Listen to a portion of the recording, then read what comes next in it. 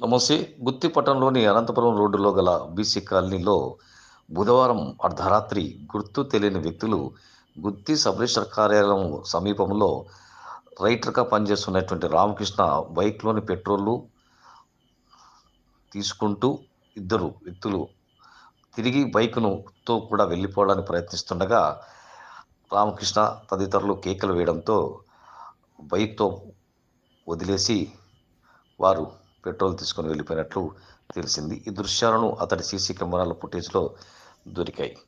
ఇలా గుత్తిపట్టణంలో గుర్తు తెలియని వ్యక్తులు రాత్రిపూట ద్విచక్ర వాహనాల నుంచి పెట్రోలు తరలించడం, చోరీ చేయడం, వీలైతే ద్విచక్ర వాహనాన్ని కూడా చోరీ చేసుకొని తీసుకుపోయే విధంగా మరి స్థానికులు ఆందోళన వ్యక్తం చేస్తున్నారు.